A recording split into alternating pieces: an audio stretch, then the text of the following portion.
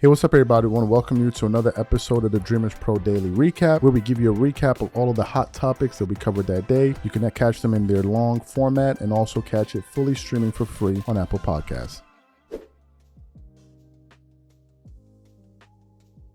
As you guys know, the Lakers got the doors blown off of them in Game 1 against the Oklahoma City Thunder. But going into that game, JJ Redick was trying to do what LeBron fans and clutch media guys always do, which is they try to set narratives before things happen. And one of the things that JJ tried to put out there was that, oh man, this Oklahoma City Thunder team, this is one of the greatest teams of all time. How can you be one of the greatest NBA teams of all time and you only have one championship? How is this even possible? How is this even possible? They're one of the greatest teams of all time, but they only have one championship. Really? But what he was trying to do was he was trying to build in the excuses and say, if we lose, this is the reason we lost. And for LeBron fans, this works perfectly because their whole GOAT arguments is based off of excuses. Oh, LeBron couldn't beat KD because he wasn't so good. LeBron couldn't do this and LeBron couldn't do that. They don't even argue facts anymore. They don't even deal with win. LeBron fans don't even base their arguments on winning anymore. Their arguments is based on losing. How many rounds did Michael Jordan lose? I thought Michael Jordan was like, bro, no matter what you say, Jordan had a far more impressive career than LeBron. It's just that the accolades cannot be compared. It's not even close. I don't even know what we discuss. Like, what's the debate? I don't even think it's close. Y'all be thinking it's close. I don't think it's close at all. But I digress. I don't want to go down, get into a tangent here. But anyway, I came across a show yesterday from The Odd Couple with Rob Parker. And he apparently had heard the comments that JJ Redick made, which is like a built-in excuse. And Rob Parker absolutely unleashed. So what I want to do is I want to play what Rob Parker had to say. I want you guys to listen to it. And I'm going to come back and continue on the show. Take a listen to Rob Parker here going off on JJ Redick.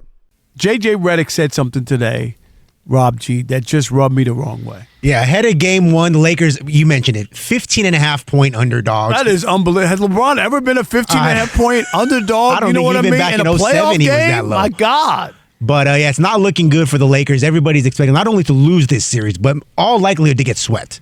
And JJ Redick, ahead of Game 1, spoke about the task at hand going against the defending champion Thunder. Take a listen. We saw a stat in our morning meeting this morning, like teams that have had back-to-back or even more than that, 10 or more better net ratings in consecutive seasons. We're talking about the 95-96 Bulls, the 96-97 Bulls, and then the 15 through 17 Warriors. You're literally talking about two of the greatest teams of all time. I said to a bunch of people yesterday, off-site, that were, talking about this series to me. I said, yeah, the Thunder are one of the greatest teams ever in NBA history. That's just the reality. They're that good. I think our guys recognize that and respect that, and we know what kind of task we have in front of us. No, they are not one of the greatest teams in NBA history, JJ Redick. What baloney is that? They won a championship. We gave them a parade. We threw the confetti at them. They also went 7 games against Denver and 7 games against Indiana. If Halliburton didn't get hurt, they might have lost that championship. I don't care what the numbers say. This is a typical coach speak. JJ Redick thinks everybody's a dummy. You know what he's saying? Keith, he's saying, we're going to get drubbed, so I'm going to soften the blow. I'm going to tell you how great they are, so no one's going to look at me and say, oh, the Lakers are garbage or they're trash or how embarrassing. Even with LeBron, everybody talks about how great he is and the numbers he's still putting up, and nobody gives him a damn chance. I get it. OKC is the defending champs, and they are a hell of a team. But to crown them with one championship that they're one of the greatest teams of all time, can you stop? Can you pump the brakes? Can you give us a break? JJ Redick is full of baloney. JJ Redick is a $3 bill. JJ Redick is disingenuous. It's coach speak, Keith. He's trying to deflect and tell you there's nothing to see here. He's warning Laker fans. Don't worry, we are losing because they're so great. I never heard a defeatist attitude before you even get into a series. My God, do you know that thing's called upsets? I'm not buying JJ Redick. So you heard what Rob had to say. What are my thoughts about this? I can see where Rob Parker's coming from. It's like he's talking like he's basically saying that JJ Redick has a defeatist attitude. And if that's the case, why even play? Number one. Number two, why are you saying this to the media? What does you telling us have anything to do with anything? This is something that you should keep between yourselves and in the corridors of the Lakers practice facility. Why are you telling the world about this? Okay, now we know. What does it change? Nothing. So it almost seems as if you're like laying the table so that if you guys get the doors blown off of you, which most likely will happen, you will have an excuse. And how are your troops supposed to feel like? And he brought up a good point, which was upsets happen in sports. That's 100% true. Upsets do happen. You remember when the Golden State Warriors knocked off the 62, I think the 62 or 63 win, or 66 win, I could be wrong, maybe 66 win Dallas Mavericks. They were heavy underdogs, and they beat them in round one, the 8th seed versus the 1 seed. It has happened before. We have seen upsets before. So why are you going into this game with excuses already built in? Number one. Number two, how does this empower your players? It doesn't empower them at all. All it does is it gives them an out. So when they lose, which they inevitably will lose, they'll say, oh, well, you see, we didn't have a chance, which is typical LeBron James fan way of behaving and thinking. Their whole thing is, who could beat Kevin Durant? We couldn't beat Kevin. Instead of just saying my guy wasn't good enough to get it done. Then they say, oh, well, Michael Jordan could never do it. Bro, only LeBron fans feel like he's better than Michael Jordan. Y'all think y'all have some kind of movement and other people rock with y'all. It's just y'all alone. This is the loudest, annoying fan base in NBA history. Y'all think because this man is the GOAT to y'all think in reality this is what people think. No, it's just you guys. That's all. It's just y'all. No one else thinks this but you guys and you guys alone. So Rob Parker has a right to call out JJ because, frankly, he was trying to build in excuses. I mean, let's call a spade a spade. That's exactly what he was doing.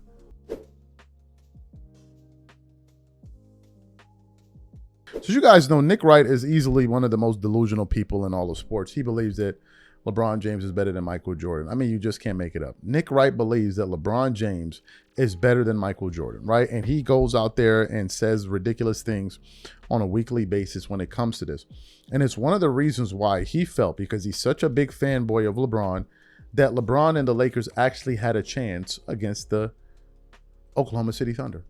He actually believes this, even though we have an overwhelming amount of evidence showing LeBron fail over and over and over and over and over and over and over again. The guy's been playing 23 years, has 4 titles. But if you listen to Nick Wright, you would think LeBron has 15 championships. It's like he acts like as if LeBron isn't like one of the biggest losers when it comes to the NBA and NBA. It's a fact. It's a fact. When you compare him to his peers, his losing is just unmatched. It's a fact, especially given all of the talent that he's played with. If you look at the amount of talented players that LeBron has played with, it's insane. I didn't even heard that for the entire time that LeBron was in the East, or for like a 10-year period, he only played against one All-NBA player. I don't know if that's true. I forgot the exact stat or whatever it was, but that was pretty crazy. The guy's played with some of the greatest players ever, in Chris Bosh, Dwayne Wade, Luka Doncic, Anthony Davis, Kyrie Irving, whole bunch of these guys, and still hasn't won enough, and they still find a way to make excuses for him and then come up with these ridiculous fantasies in their mind, like LeBron is going to do something spectacular. So I tuned into an episode yesterday of First Things First, leading into this series. And Nick Wright was up there actually getting upset that no one on the panel picked the Lakers to have a shot against the Oklahoma City Thunder. So now that the Lakers have lost and they got blown out in game 1, we can't find Nick Wright right now. So what we want to do is we're going to play what Nick Wright had to say on First Things First, and I'm going to come back and continue on with the show. Take a listen to Nick Wright there. And I got this one very wrong. I had the Lakers getting swept in round 1. I now think they will be swept in round 2. Love it. By the Thunder. Love it. So I was just, yeah, exactly. Never wrong, just a little early. So you don't regret underestimating them? No, listen, man. No, you're just going to you flatly don't. Yeah. You just flatly was like, I got listen, it wrong. you know how much I got it wrong. You just said, you know I how got much it I wrong. respect LeBron. You know I all do. these things. By the way, now they're going to get swept. They're not good enough to beat the Thunder. Well, and I don't think they're good enough to be competitive with the Thunder. Again, there is a big bridge between beat the Thunder, be competitive, and get swept. There's a lot of land that one can walk. Because not only do the Thunder have never swept anyone outside of round 1. They sweep people in round 1 every year, and then they have long series.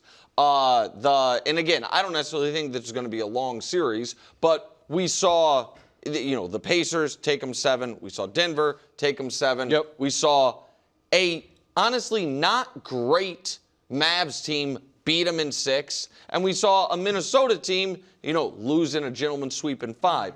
So I don't think you regret it. I think that you think this was more, and tell me if I'm wrong, an indictment on Houston than anything about the Lakers. Well, anything about the Lakers, yes. I definitely underestimated LeBron's ability to put a team on his back on the short rest and the turnaround late in the series. I fully... Oh, I forgot about that one. He was going to be exhausted in Game 6. He was. When they were down. In Game 6. Oh, no, not when in they Game were up 6. 3-2, you said they were going to lose. Yeah, I thought they were. Again, I got that. Yeah. I didn't come out of that overly impressed with the Lakers. LeBron definitely. I think that's a very fair take. And to meet in the middle. The Rockets, man, scored 78 points. So hold on. That is pathetic. So wait a second. This is where I think we can't move the goalposts on something. Listen, Lakers might get smoked this round, but all year long, KW, when the Lakers, when they went 14-3 in March, when they were healthy, what was your big concern about the Lakers? Why they weren't real contenders? That the defense is the defense an illusion. The defense is not good. That the defense wasn't going to be good. I still think that. Okay, so then there's nothing they can do. Then if holding the Rockets in 3 games this series under 100, maybe 4 games this series, in a closeout game under 80, if seeing JJ, to your point, Brew, make the adjustment, you know what? We're not doubling Şengün. We're staying home on everyone. If the biggest guy people kill about the Lakers defense, Luka's not playing. So Marcus Smart doing what he's doing, LeBron doing what he's doing on both ends of the court. If we're still like, Lakers defense is not, it has nothing to do with the Rockets offense being that bad. When we talk about the things that you were impressed with about the Lakers' victory, how many things do you talk about before you get to the defense? Well, as far as the team as a whole, the defense is probably the first. Players, I would say. It's not the first thing. Well, it's certainly not their offense. The Lakers were not very good offensively. LeBron is number 1. Oh, that's why I was. No, of Luke course. Kennard's came alive, and Marcus Smart came alive. Okay, so you're saying individual players. And it's like around 5 or 6. You're like, and the defense collectively was good. I mean, and I thought Ayton was pretty good too. All those double doubles. And rebounding. And rebounding was kind of part of defense. Yeah. And Rui was exceptional throughout the series. Kennard really fell off as the series went on. Fantastic. So you heard Nick Wright. Essentially what you heard was Nick giving the Lakers, he was essentially giving them a shot to win. That's how deep the delusion runs. This guy actually thinks that LeBron is like a superhero. That because LeBron is so good, he can go in there and pull a rabbit out of his hat. And they want to use the Houston series as the Houston Rockets are one of the worst playoff teams I've seen in a while.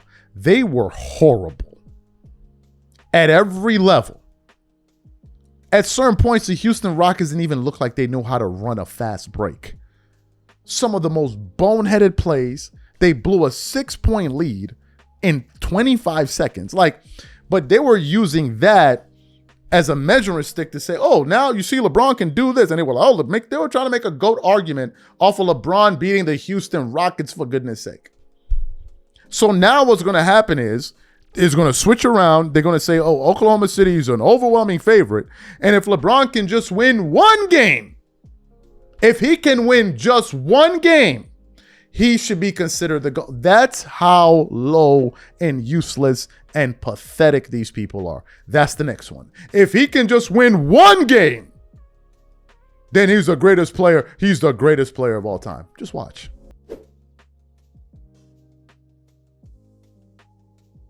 Shannon Sharpe. Shannon Sharpe is a huge LeBron guy, and I just knew after that Lakers blowout, he was going to absolutely lose his damn mind. And folks, that is exactly what happened. So as you guys know, the Lakers got the doors blown off of them last night by 18 points, I believe it was, by the Oklahoma City Thunder, who were clearly rusty. I mean, SGA had, 7 turnovers in that game, and I think their best player was Chet Holmgren. That was their best player. So the Lakers found a way to blunder that to squander that opportunity. So after that, we did a live show reacting to it, and I made the proclamation that I don't think the Lakers are going to win a single game in this series. I think it's over. I think it's done. I think Oklahoma is in a different class than this team. This is not the Houston Rockets. I know a lot of y'all were like, oh, yeah, this ain't the Houston Rockets. So I tuned into an episode of Nightcap to see what these guys were saying. And in typical Shannon Sharpe fashion, he began to panic. And I was like, man, I absolutely love this because LeBron fans talk too much. And watching LeBron lose is great because it humbles his fans, which is always a good thing because y'all talk too much. So what we want to do is we want to play what Shannon Sharpe had to say here, and then we'll come back and continue on the show. Take a listen to Shannon's comments here. Well, look, Lou Dort is a tremendous defender, but at 6'3", 6'4", he's not going to cause LeBron any problems. Mm-hmm. LeBron is going to be able to get down on the block and be able to get whatever shot he wants. He got off to that great start. I think he had 10 points in the first quarter. Got another 6 in the second. Then he was relatively quiet in the third quarter and hit a couple of shots in the fourth. But that's not enough. Like I said, I thought DA was playing really well, but he got in foul trouble. So because I think he's a better offensive player than Jackson Hayes. Jackson Hayes is a better defender than he is. Right. You'd like to be able to combine those guys and create one player, but unfortunately you can't do that. But yeah, I think this Oklahoma City team, Jay Mitchell, he just comes in and right before the half, just think about it. He ain't made a 3-pointer all night, and then with 4 seconds left in the half, he gets an and 1 3. Yeah. And this is who they are. And like you said, Joe, I don't know, even if LeBron continues to play at this efficient level and Rui keeps shooting the ball like he's shooting the ball, I still don't know if that is enough to overcome them because their bench, you basically getting nothing. And with Austin Reeves coming back, what it's done is kick Luke Kennard out of his rhythm. Well, I think for the Lakers, bro, they got the turnovers. I mean, you get 6 turnovers between Smart and Reeves, and these are the guys who handling the rock. I didn't think neither one of them played well offensively. Now, Marcus Smart, his game is really not predicated on what he's going to give you offensively. I think what he gives you offensively is great. That's a bonus. But, I mean, he done a hell of a job on Shea, Uncle Ocho. Now, held him to 18 points. Think about that. When was the last time he broke Will's record of 120-plus games or at least 20 points? I do. I agree. Yeah, I think that if it ain't go, I don't think it goes past 5. It might not go 5 because think about this. You held Shea to 18. Right. He only shot 3 free throws. He had 7 turnovers, and you lose by 18. Yeah. With no J-Dub. Yeah, see. LeBron James is 12 of 17, 3 of 6 from the free throw line. He only shot 1 free throw. He missed that because he had an and 1. 4 rebounds. I don't like the 4 rebounds because he got 3 of those in the fourth quarter. Yep, I was saying that too. Because there was a long time. He went almost three full quarters and didn't have a rebound. I agree. Right. Which is very disappointing. Hey, but when you think about it, I know you like how he came out, how he started the game. Oh, he was super aggressive. Super aggressive. I loved it. I'm like, okay, that's yeah, he had 10. I can live with this. I can live with this. But if Austin Reeves, you know what? This was the game for us to win. All Austin Reeves had to do was play like he'd been playing in the regular season. That 23 points that he gave us, that might have been enough to get us over the top. With LeBron playing the way he played, with Rui knocking down threes, come on. I mean, you got to be able to guard somebody. If Marcus Smart, Mitchell. So, what are you going to do? If you can't guard Mitchell cooking. Hey. So you heard what they had to say. Let me tell you where all of this is going. The narrative is going to shift quickly. LeBron and his fans and all of them, they're masters at crafting narratives. So what's going to happen is when it becomes abundantly clear that he cannot win this series, there's going to be a focus from LeBron to get his stats. And then once he starts compiling his stats, LeBron fans will say, oh, look, well, he's doing his best, right? And then the focus will now shift to the role players and how the role players are not doing so well and how this and how that. But going into round one, they had no intention of giving the role players any credit. If KD had played and LeBron had won, they would say that LeBron was the GOAT. They were not going to factor in the role players. But now that they see that there's a legitimate shot at him losing, now all of a sudden the role players are going to come into like LeBron is the only guy that needs to get saved by his role players. Every other great NBA player is like, you got to figure it out. You're the one held accountable. No. Not LeBron's media. LeBron's media is the role players. What did Marcus Smartnard do? What about Luke Kennard? Now, to be fair, Austin Reeves played like crap, like doo-doo. Austin Reeves played like complete ass crack. And we all know that Reeves plays better with Luka, but Luka's not around. And if you're Austin Reeves, you got to find a way to get yourself going. 1 of 11, I believe, from the floor. 1 of 11? Was it 8 points? I forgot how many points he finished the game with. That's not going to cut it. That's just not going to cut. That's not good enough. That's not good enough. So Austin Reeves needs to step up here. If not for anybody, for himself. Because this was a guy that they were talking about giving $200 million this summer. He certainly doesn't look like a $200 million player. He looks like that in the regular season. But in the playoffs, he looks bad. So Austin Reeves is going to have to step up to the plate and begin to play well here. But back to my original point. I think you're going to see a lot of this from these guys throughout the series because I don't think the Lakers are going to win a single game. They're not going to win a single game. I don't see them winning not even one. I think they're going to sweep them up out of here. They're going to get them right the hell up out of here. And I think the Houston series fooled a lot of people into thinking the Lakers were actually a threat. They're not a threat to anybody. And I don't care if you had Luka Doncic around. They're still going to lose. OKC is a really good team. And they didn't even have I think Jalen Williams, his second best player. He wasn't even there. He don't even need to play.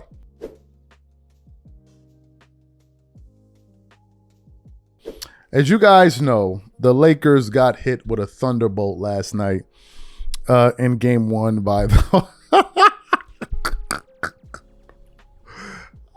by the Oklahoma City Thunder, right? And if you watch the game, like I'm sure most of you guys watching the show did, in the first half or so, you probably thought, man, the Lakers could they do it? Could they pull it out? Could they do it? And we were all waiting for the floodgates to open. We knew that it was only a matter of time before the collapse took place. And then in the second half, the floodgates opened up. Oklahoma City was able to build a 10-point lead. Then it ballooned to a 15-point lead. And they essentially blew the doors off the Lakers, right?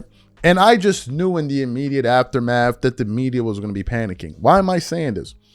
Because they have been working so hard to propel LeBron James over Michael Jordan that it looks like this one is going to blow up in their face. Why am I saying this? Do you guys remember that in round one, they were talking about if LeBron beats the Houston Rockets, he will be the unequivocal greatest player. You remember that? Some of these people were trying to do that, right? Well, now that it's become apparently clear that he doesn't stand a chance in round one and he's going to get the doors blown off of him, they now have to retreat and begin to think of other narratives. And it was just absolutely beautiful today when I tuned into an episode of First Take and when I saw Brian Windhorst and Stephen A. Smith and Chris Mad Dog Russo just basically running around like chickens with their heads cut off, trying to make sense of all of this. And I said, yes, this is a good day to gloat about this. So what we want to do is I want to play what these guys had to say on First Take. I want you guys to listen to it, and then we're going to come back and continue on the show. Let's laugh together. Man, when you play the Thunder, you've just got to be here's the thing. The Thunder played what? C+ basketball? C+. C+. Shea had one of his worst is relative. It wasn't like he was bad, but he had 18 points. He just set the record for most 20-point games, consecutively in the regular season. He had 7 turnovers, all right? They don't have Jalen Williams. A.J. Mitchell, who's been flawless in his replacement of Jalen Williams, he had an average game by his standards. Like the Thunder shot the ball okay, but Shea, the pathway you got to walk to beat these guys is so narrow. And so two things. Number one, Lakers turned the ball over. And look, it's not that they were sloppy or terrible, like they weren't perfect, but the Thunder try to take it from you. Every move you make, they try to take it from you. They had like 18 turnovers. You can't do it. The second thing is, and I thought LeBron played great, and I'm sure we'll talk about him, but you look at Marcus Smart, Luke Kennard, Austin Reeves. When Luka isn't there, those guys got to bring it. That's what happened in the last round against Houston. Smart and Kennard brought it. Those guys were 8 of 35 with 8 turnovers.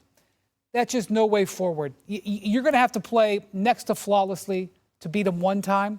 The Lakers had a game where the Thunder actually played average basketball, and they let it go through their fingers. Listen, here's the bottom line. The Lakers are averaging about over 17. I think 17.7 turnovers per game this postseason, which is the absolute worst in the playoffs. We all know that. We know Luka being out, they're compromised. We know Austin Reeves still isn't back to himself, even though he's back. The oblique injury that kept him out. Pretty much most of the first series and obviously the end of the regular season. That definitely has ailed them. LeBron James, what can we say? There's nothing to say about LeBron James. 41 years of age, 23rd season in the league. He did his job. But he's a one-man show. That's not going to work against the reigning, defending NBA champions. And let me put it to you this way, Shay, Doggy, y'all know how I love to use my boxing analogies, okay? You know what last night was the equivalent of, y'all? You're in the ring with a dude that is just walking to you, and he's stalking you, and you can't hurt him.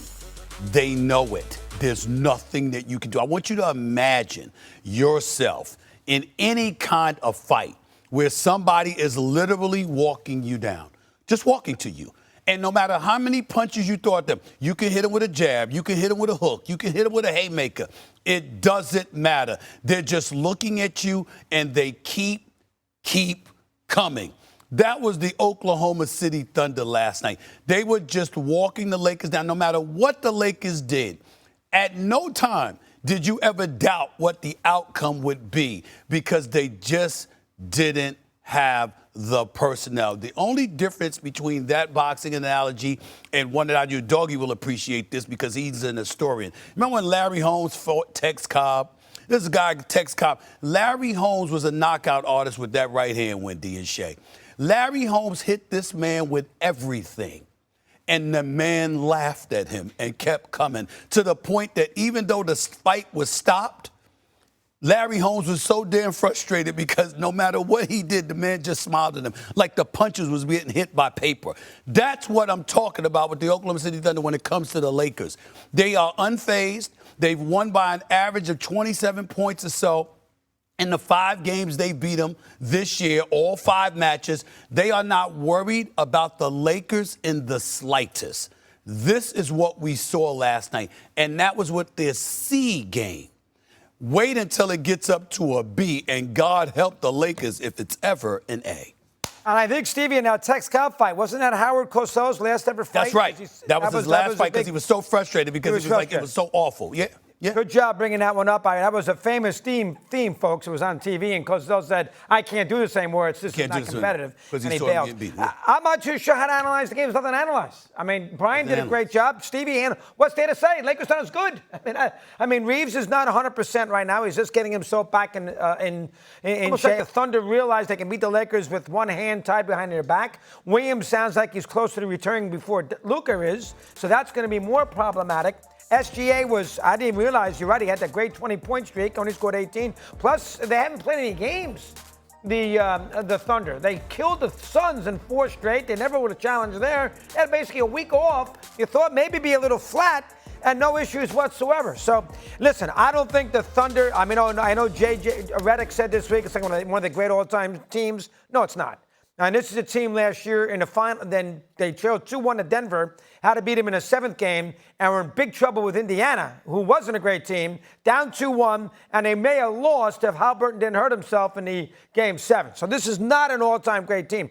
But this is a team that knows how to play defense. They're young. They got depth. Their best player throws the ball around. They share the ball well, and they're very confident. You can sense it. They're very confident when they play this Laker team. So you heard what they have to say. Here is my prediction about this. The Lakers are not going to win a single game this series. I said it in yesterday's live, and I'm going to say it now for the people that didn't see that live. The Lakers are not going to win a single game in this series.